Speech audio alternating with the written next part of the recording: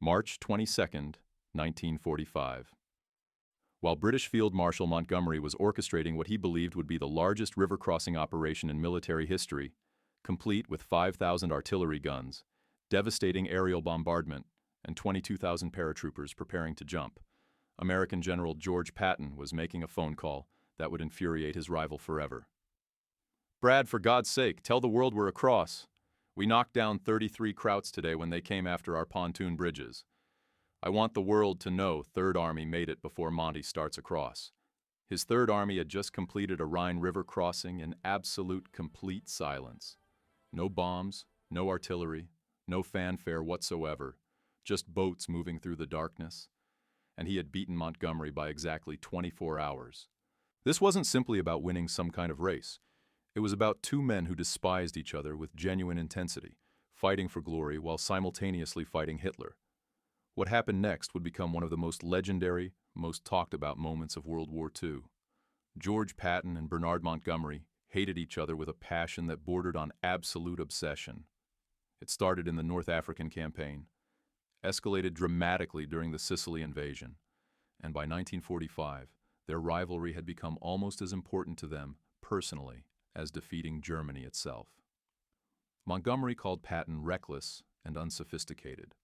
Quote 1, Patton called Montgomery, quote 2, and moved quote 3. But beneath the insults lay something far deeper, more profound.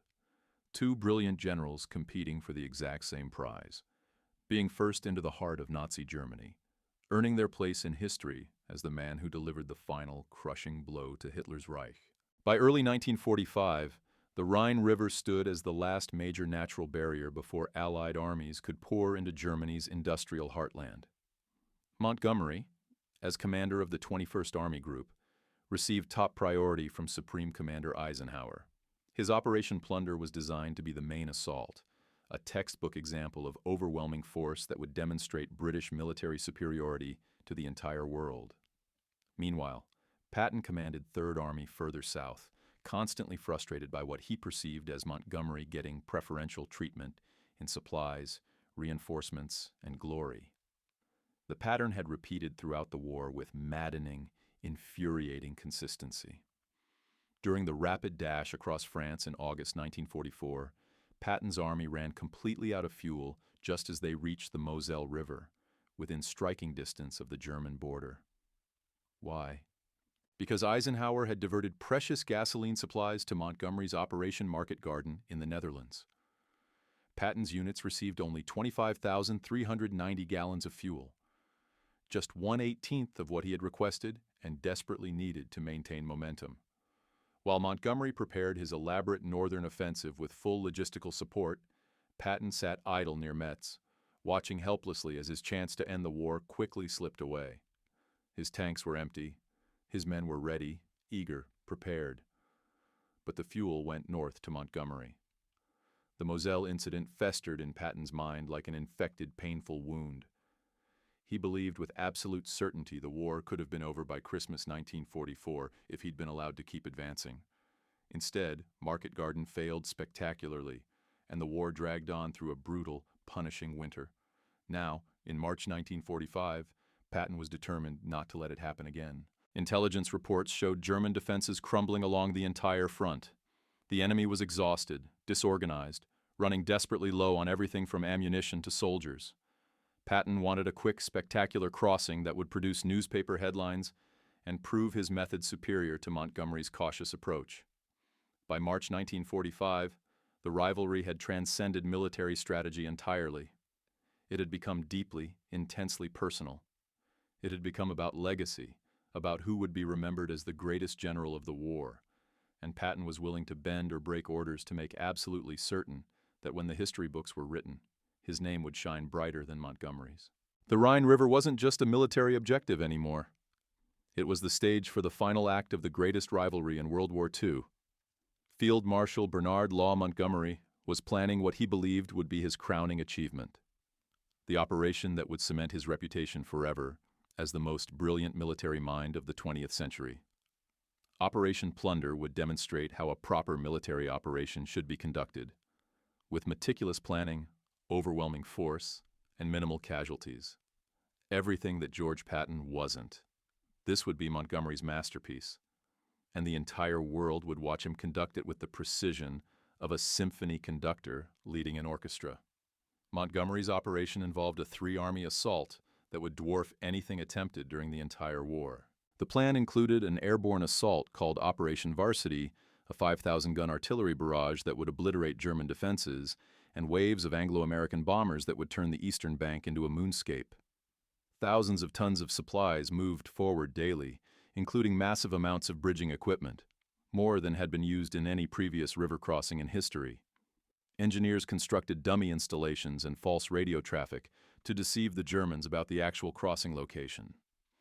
The 1st Allied Airborne Army would conduct Operation Varsity, dropping over 22,000 paratroopers on the eastern bank in support of the river crossing. It would be the largest airborne operation of the entire war, larger even than D-Day's airborne component. Montgomery coordinated every detail personally, from the precise timing of the artillery barrage to the exact minute the paratroopers would jump. Nothing was left to chance. Nothing would go wrong. Montgomery scheduled the crossing for the night of March 23rd. The date was set months in advance. The world was watching. Prime Minister Winston Churchill himself would be there to observe, along with top Allied commanders and journalists from around the globe. This would be Montgomery's moment. Proof that careful, systematic warfare could succeed where American recklessness might fail. He'd been preparing for months, coordinating every detail with obsessive attention. But Montgomery had two problems gnawing at him constantly. The first was that on March 7th, American forces had unexpectedly captured the Ludendorff Bridge at Remagen, becoming the first Allied troops to cross the Rhine. That stole some of his thunder, though Montgomery consoled himself that Remagen was a lucky break, not a planned operation, a tactical accident rather than strategic genius. The bridge had collapsed anyway, and the bridgehead remained contained. The second problem was more serious and more immediate. George Patton was racing toward the river from the south with his Third Army. And everyone in Allied command knew that Patton didn't follow scripts, didn't respect proper procedure, and cared more about glory than good sense. Patton remained concerned that Eisenhower might put First and Third Armies on the defensive while allocating 10 American divisions to Montgomery's 21st Army Group. This fear drove him to act with characteristic aggression. Montgomery's elaborate preparations, meant to ensure success, gave Patton exactly what he needed: a deadline to beat and a rival to humiliate in front of the world. While Montgomery orchestrated his symphony of destruction with every instrument perfectly tuned, Patton was planning to sneak across in the night like a thief, stealing Montgomery's thunder and his glory. On March 19th, General Omar Bradley gave Patton the order he'd been waiting for his entire military career: cross the Rhine. But there was a catch that would have discouraged most commanders. Patton had to move with impossible speed. Each day, even each hour, gave the Germans additional time to recover from the debacle in the Saar-Palatinate and prepare Rhine defenses. More importantly, and everyone knew this was the real reason, Montgomery's crossing was scheduled for March 23rd. If Patton wanted to beat him and claim the glory, he had only 4 days to prepare an operation that should take weeks. Most commanders would have said it was impossible, that the logistics alone made it a fool's errand. Assault boats, bridging equipment, and other engineering supplies had to be hauled from depots far in the rear across war-torn France. The magnitude of the task was argument enough for delaying until at least the 23rd. The same day as Montgomery's crossing, which would still save face. But Patton refused to accept delay or share the spotlight. He'd been planning this moment for months, quietly stockpiling equipment. Convoys started rolling forward immediately with boats and bridging materials that had been carefully maintained in Lorraine since the previous fall. Every hour mattered now. Patton selected the town of Oppenheim for his crossing, a place the Germans wouldn't expect an assault. The location wasn't ideal from a textbook perspective. To avoid a second crossing operation at the main river, which joins the Rhine at Mainz, Patton accepted the handicap of having to cross the Main later in exchange for achieving surprise at the Rhine. It was classic Patton, trade textbook logic for audacity, gamble on speed over security, and hit the enemy where they weren't looking. On the night of March 22nd, Elements of Major General S. Leroy Irwin's 5th Infantry Division approached the Rhine in complete darkness. Patton had ordered absolute silence. No artillery barrage to announce their presence.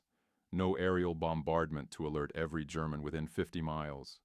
Just soldiers and boats, rowing quietly across Germany's greatest natural barrier while the enemy slept. The men moved like ghosts, whispering orders, muffling oarlocks, praying the Germans wouldn't hear them coming across the dark water. The gamble paid off spectacularly. The Germans were completely surprised, caught sleeping or manning positions facing the wrong direction. Resistance was minimal and disorganized. By morning, the division suffered a total of just 34 dead and wounded, an astonishingly low casualty rate for such a major operation. 6 battalions were across the Rhine, and combat engineers were already building pontoon bridges to bring tanks and heavy equipment over. The operation Patton had been dreaming about for months, that he'd been preparing for since the Moselle setback, was a stunning success. Now came the part he'd been waiting for even more than the crossing itself, telling the world he'd beaten Montgomery, and watching his rival's reaction when the news hit. Patton picked up the field phone with a smile on his face, ready to make history. At midnight on March 22nd, with his troops still consolidating their positions on the eastern bank of the Rhine, Patton picked up the phone and called his immediate superior, General Omar Bradley. His voice barely contained his excitement, barely concealed his glee at what he was about to do to Montgomery's carefully planned moment. "Brad, for God's sake, tell the world we're across.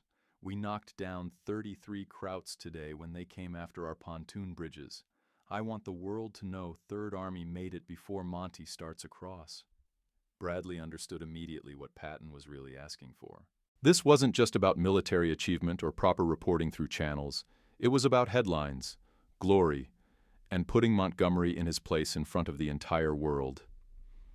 Bradley, who had his own frustrations with Montgomery's attitude toward American generals, needed little convincing. He released news of the crossing to the press at a time calculated to take some of the luster from the news of Montgomery's crossing. The timing was perfect. Or perfectly insulting, depending on whether you were American or British. The next morning, March 23rd, at Bradley's headquarters, one of Patton's staff officers made an announcement to assembled reporters that dripped with calculated malice. Quote 5. He declared, quote 6. Every single word was a deliberate jab at Montgomery, who was using all those assets at that very moment for his own crossing just miles to the north. The implication was crystal clear. Patton had done with silence and stealth what Montgomery needed an entire army group and massive bombardment to accomplish. Patton couldn't resist adding his own theatrical touch to cement the moment in history. The following day, he arrived at the pontoon bridge his engineers had constructed across the Rhine. Halfway across, he suddenly stopped, making absolutely certain an army photographer was ready and had a clear shot. When he reached the eastern side, he pretended to stumble, then leaped to his feet, clutching 2 handfuls of German earth and exclaiming, "Thus William the Conqueror." It was pure theater, vintage Patton showmanship designed for maximum headlines and maximum humiliation of his rival. That evening, still giddy with triumph, he sent a message to Eisenhower at Supreme Headquarters. "Dear Schaff, I have just crossed the Rhine River. For God's sake, send some gasoline." The reference to gasoline was another dig, a reminder of the Moselle incident, when supplies had gone to Montgomery instead. The American press went absolutely wild with the story. Patton was front-page news across the United States, portrayed as the daring general who crossed the Rhine with minimal casualties, while the cautious British were still preparing their elaborate assault. The cowboy who beat the careful British planner, the American who showed the world how it should be done. It was exactly the story Patton wanted told, exactly the image he wanted to project, and exactly the humiliation he wanted to inflict on Montgomery. Montgomery's reaction was predictable: cold, controlled British rage that burned with the intensity of a white-hot coal. Publicly, he said absolutely nothing. He couldn't. His operation was underway. Thousands of men were in combat, and he had a professional job to finish regardless of what that American cowboy had done. But privately, those close to Montgomery reported the insult burned deep into his pride. This was supposed to be his moment, his vindication, his proof that British military methods were superior. Instead, the world was reading about Patton's theatrical crossing in the darkness. Though beaten across the Rhine by Patton's Third Army by a full day, Montgomery's meticulous Operation Plunder shone in its flawless execution. His crossing on the night of March 23rd went exactly as planned, like clockwork, without a single significant deviation from the carefully prepared schedule. 5,500 artillery pieces bombarded the eastern bank in a barrage that could be heard 50 miles away. Allied bombers pounded the town of Wesel into rubble, eliminating it as a strong point. The massive airborne drop was the largest of its kind during the entire war, and it achieved all its objectives with acceptable casualties. But none of it mattered for the history books or the newspaper headlines that would shape public memory. Patton had stolen his moment with perfect timing.